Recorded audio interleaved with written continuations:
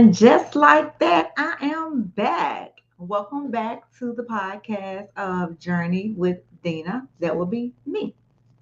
If you have not subscribed to my channel, please do so. And as always, thank you for taking this journey with me. So I am back tonight to, I thought what I was going to start, probably maybe another mini series to carry us through this week. But before I go there, let me say this. If you're normally on my channel, I normally have a co-host, Sean. But Sean's had some life situations that she's taking care of. We have not split up. We are still good. She's just taking some time to get some things rearranged and I'm sorry, get all that together and coming back. So just keep her in your prayers because she also did have a death in her family. So we are keeping Sean lifted as well. Okay. So for now, I will continue to be your host, Dana, and I will be taking you on this journey with me. And like I said on last night, we finished up the series of 5 keys to identify your soulmate. And at the end, I gave you all a homework assignment to do about getting your journal and getting it started. So I hope that you took time today to do that. If you did, let me know that you took time to get your journal today and you haven't started, but you plan on starting, so you have your journal, okay? And that journal was you were going to write if you desire to be married to your future spouse, right? And so we kind of talked about that, and I shared that part of, I would say, my business, but it's really God's business with you on last night. So actually today, I said I was going to start the series on maximizing your singleness with tools and strategies on how to do that, right? So I guess it's still considered a tool and strategy on how we get through that, but I kind of took a turn today on one of those strategies, right? So I had no plans on sharing some stuff that I'm gonna share tonight because that just was not what I was gonna do. However, I just prayed about it. I just go as God leads me, right? So my tool and strategy that we're going to talk about tonight, like I said, the topic I put it in the notes. The topic is maximizing your singleness and some tools and strategies to do that. Now we have talked about that before, like things that you can do, productive to get the best out of you and things like that. But we're going to talk tonight about something a little more personal with that as well. And it's a lot of singles, and I guess sometimes married people. But we're gonna deal with the singles tonight because this is my journey, and I am single. So I'm gonna talk about my journey, right?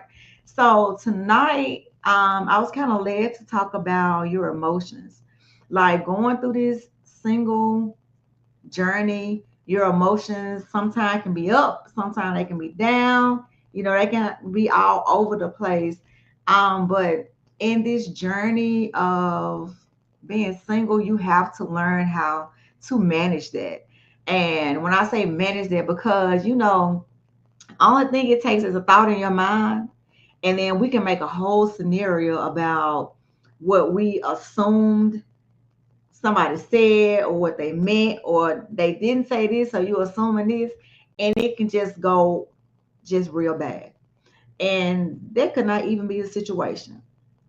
So today I was kind of dealing with my emotions real bad because I let one little thing just throw me all off course. And it started on yesterday. But you know how, like I said, if you let it fester and you don't deal with it, then it turns into something much bigger. So on this journey of being single, that is one thing that is, I'll say, in the top five of one of the tools and strategies is managing your emotions, because it can have you going to a place that's hard to come back out of, right? And so as I was thinking about what I was going to talk about tonight, um, I was telling somebody about, how I told y'all last night about the about my journal to my future husband that I was not planning on sharing with y'all, right? And so she asked me something about it, and she was like, "Well, you're gonna share that tonight?" I was like, No, I ain't planning on sharing none of my business. She was like, well, I was like, that was kind of private to me. She was like, well, that's what you just read was very encouraging and it can help somebody. So I was like, and then something else popped up, and then something else popped up. So I was like, whew, okay, God, I'm gonna go ahead on it. I'm gonna go ahead and put them in my business again, because y'all know I'm gonna be very transparent with you to a certain extent, right? But I'm gonna do it with wisdom and whatever God gives me to give to you, right? So I went back in my phone, and what happened is I realized one night, I think it was May the 20th. If you follow me on Facebook, you probably seen it, probably didn't, don't know. But if you did, I'm gonna read it to you again anyway. So it's so befitting tonight. So that's why I'm gonna read it, right?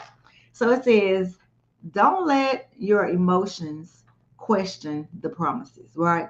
Because a lot of times like I said, we can let our emotions make us unsee what God already told us and what God already showed us.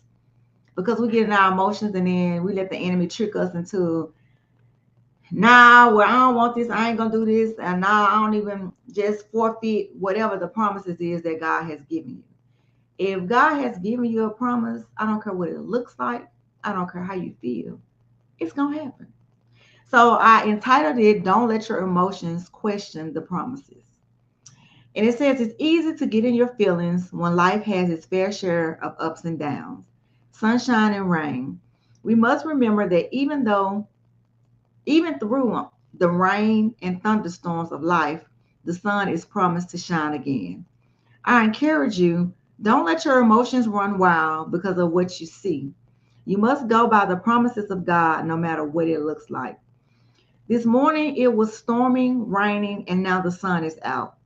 There is residue left to show only small drops of what happened this morning.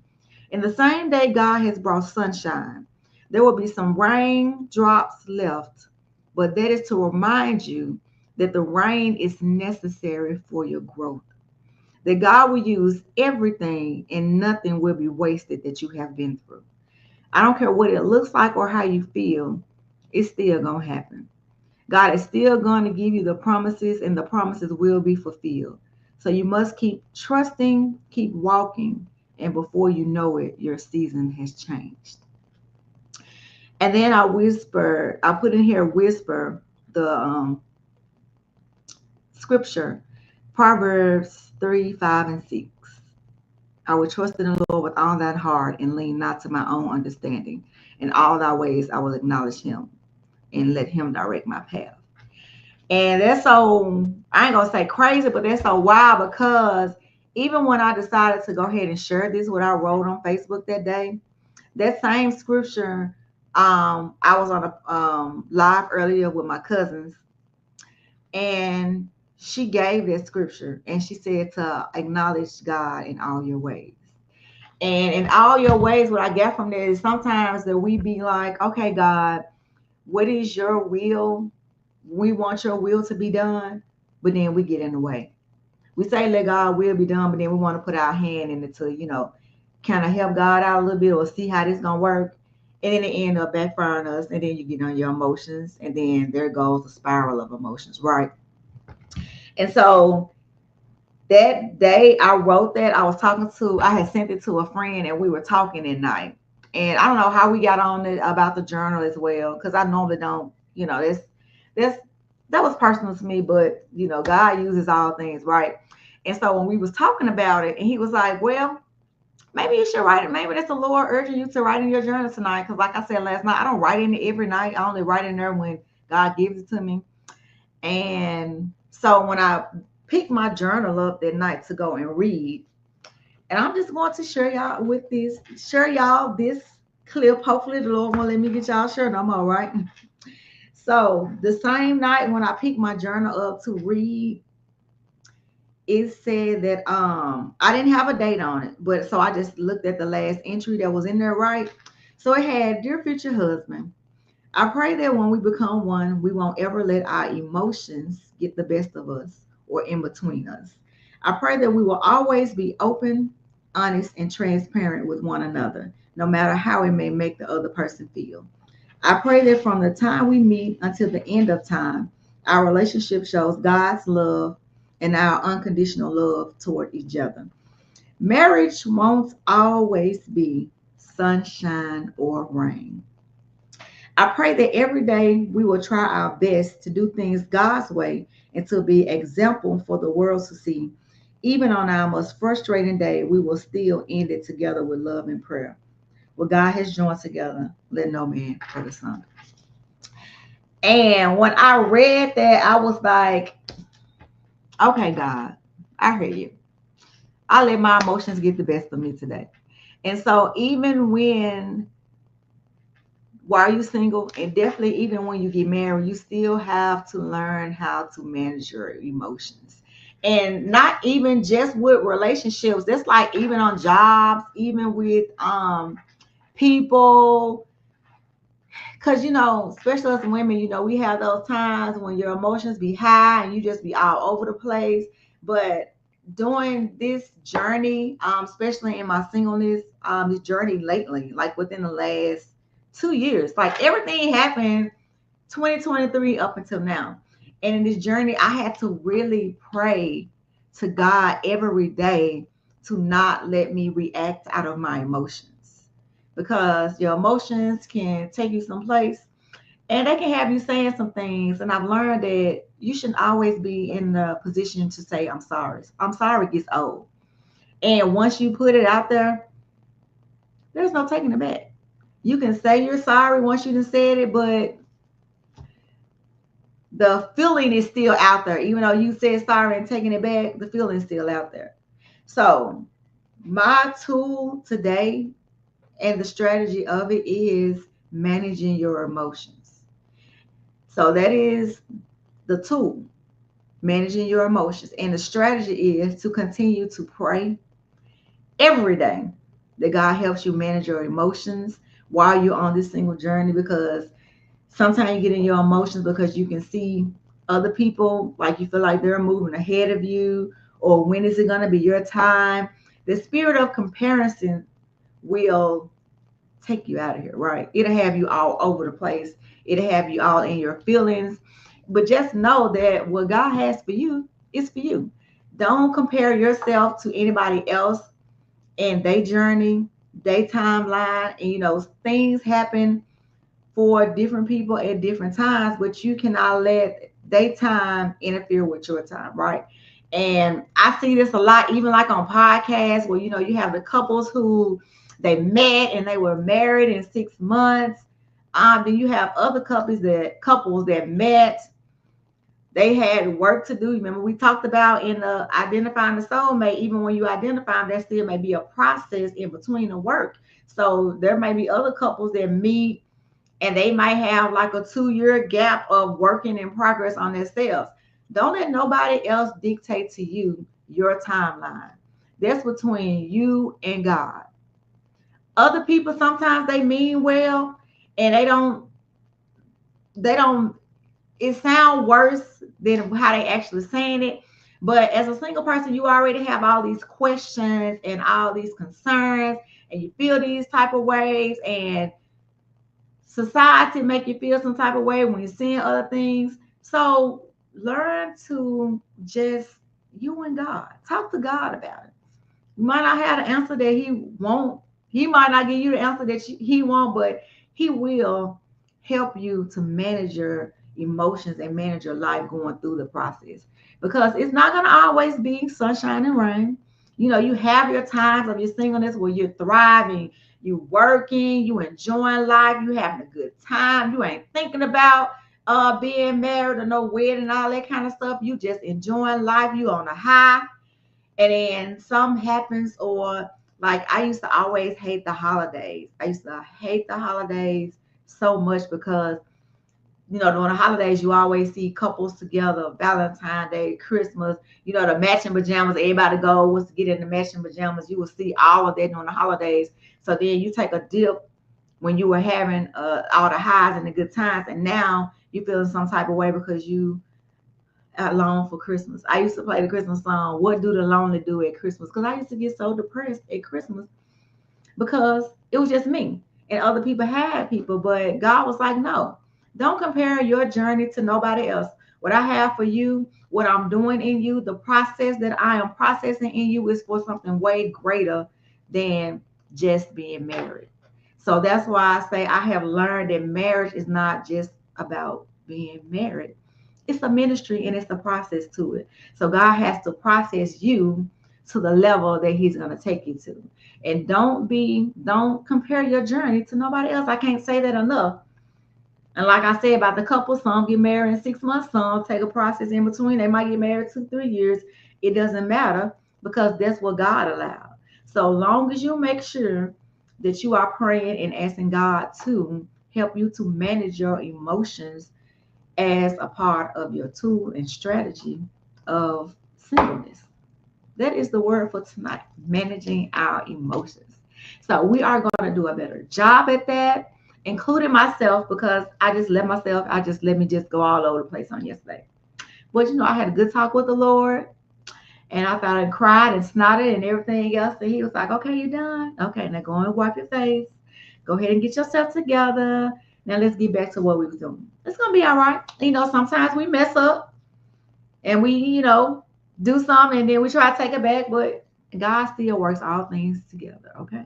So that is my word for tonight. That I pray that you and myself will continue to pray and ask God to help us manage our emotions while we're on this single journey, and that we are content in where He has us, knowing that He has greater plans and a greater destiny for us all, right?